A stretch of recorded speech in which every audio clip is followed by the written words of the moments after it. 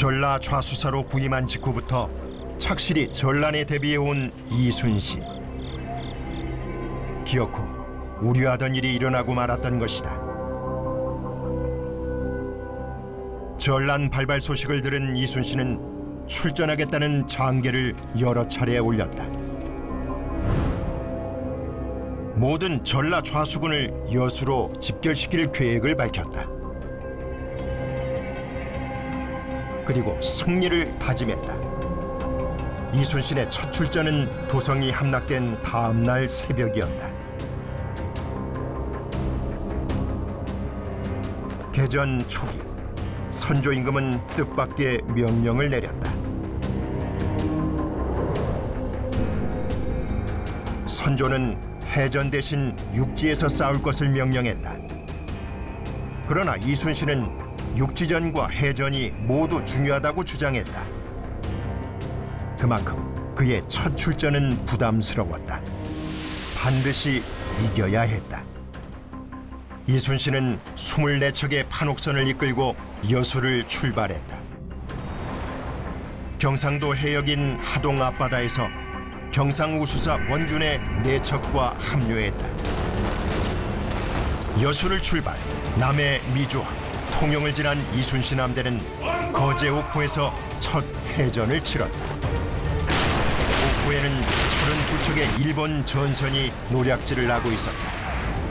조선 수군은 적선 26척을 격침시키며 첫 전투를 대승으로 장식했다. 이후 하포, 적진포에서 연달아 일본군을 격파했다. 첫 출전에서 무려 44척의 일본 전선을 격침시켰다. 조선 수군의 대형 화기인 총통의 위력 앞에 일본군은 속수무책이었다.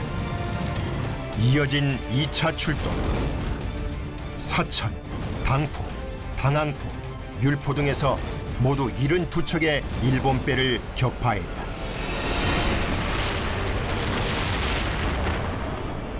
여기서 이순신의 신무기가 등장했다. 바로 거북선이었다. 활과 조총 등 소형 무기로 무장한 일본군. 대형 함포를 장착한 조선 수군의 상대가 되지 못했다. 일본군으로서는 전혀 예상치 못했던 패전의 연속이었다. 두 차례 출동해서 일본군을 제압한 조선 수군. 적의 해상 보급로를 완벽하게 봉쇄해버렸다. 그러자 도요토미 히데요시가 특명을 내렸다. 1, 2차 출전을 통해서 조선 수군에 의해서 일본 수군이 계속 격파당하고 있다. 이런 소식이 이제 와키자카, 용인에 있는 와키자카에게 전해집니다. 그러면서 이제 부산포로 내려오죠.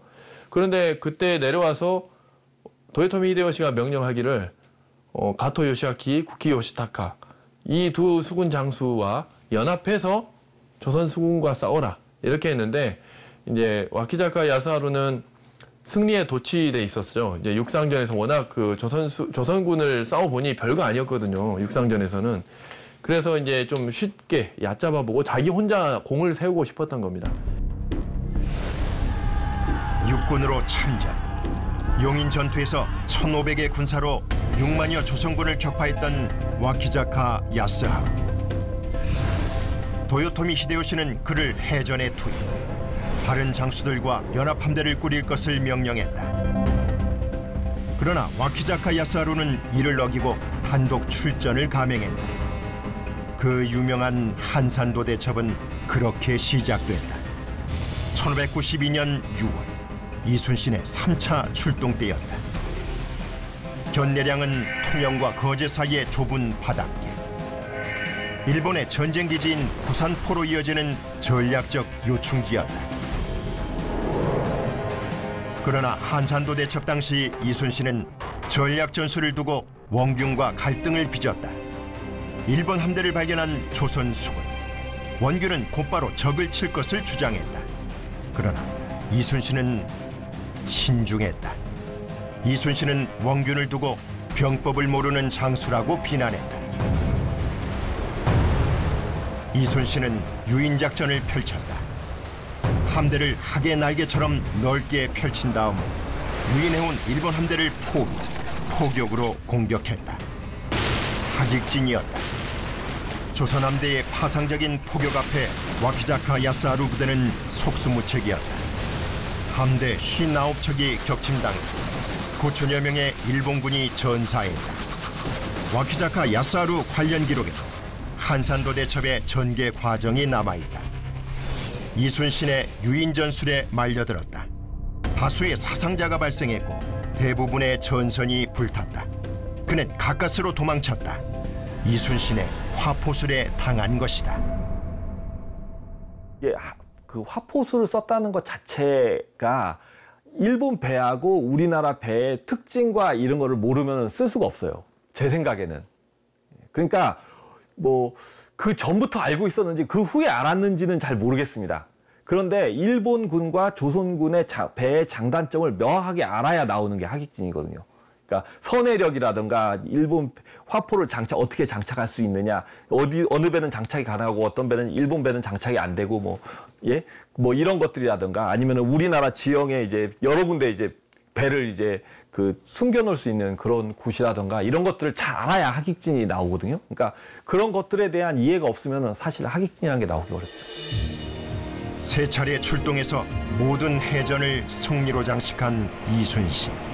조선 수군의 피해는 미미했다. 실로 놀라운 승리였다.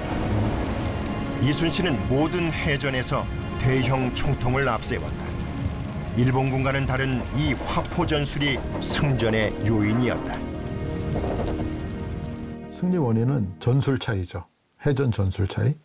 당파 전술이라는 게 이제 포를 이용해서 적선을 깨트리고 그다음에 불화살로 적선을 불태우는 그런 전술이 이제 조선 수군의 전술이었다면 일본 수군은 해적의 어떤 전술 위주였어요. 그러니까 배와 배를 붙여서 배 위에 올라타서 이제 육박전을 벌이는 그래서 상대방 적선을 이제 점령하고 물건을 취하는 어떤 해적적인 전법이었기 때문에 근데 1차, 2차, 3차 출전에서 이순신의 조선 수군이 일본 수군이 잘하는 그 배에 올라탈 수 있는 기회를 안 준 거죠. 그러니까 어느 정도 일정한 거리에서 공격을 하고 불태워버리니까 일본 수군이 번번이 뭐 조선 수군에게는 하나의 어떤 해도 못 미치고 질 수밖에 없는 뭐 그런 결과가 나오지 않았나 이렇게 생각이 됩니다. 적합한 전술로 일본군에 대응했던 이순신. 어떻게 이것이 가능했을까?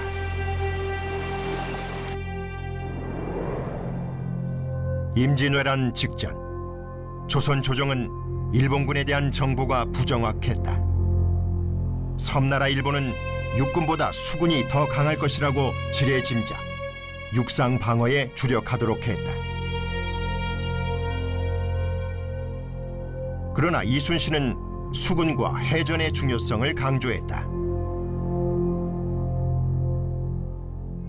이순신 생각은 정반대였거든요. 이순신은 어떻게 했냐면 일본이 그 육전을 잘했지 수전을 잘하지 못했다 이렇게 반대로 알고 있었어요. 왜 그렇게 했냐면 일단은 일본군들이 이 전국 시대를 겪었지 않습니까? 그래서 이제 66개의 봉건 영주들끼리 이렇게 성을 쌓고 서로 성을 공격하는 또 성을 지키는 그런 전술을 사용했는데 그런 특히 조총까지 마련돼 가지고 실전에 투입했기 때문에 일본의 육군력이 그야말로 세계 최강이라는 평가가 있어요. 그래서 이제 조선 조정에서 그런 걸 전혀 몰랐죠. 근데 이순신은 어떻게 알았냐면 조선 전기에 그런 우리 해안가에 있던 어부들 또는 뭐 다른 일하다가 뭐 이렇게 표류했을 수도 있고 외국들한테 붙잡혀간 사람들 많아요. 그러면 우리 백성들이 필사적으로 탈출을 해가지고 와서 이렇게 이제 오면 바다를 지키는 우리 수군들한테 이렇게 방어망에 이렇게 걸리잖아요. 그러면 그 사람들이 이렇게 이제 얘기를 하는 거예요. 일본이 상황이 이렇다. 그런 얘기를 기록을 해놓은 걸 이순신은 이제 전라자사로 부임을 해가지고 그 내용을 아는 거죠.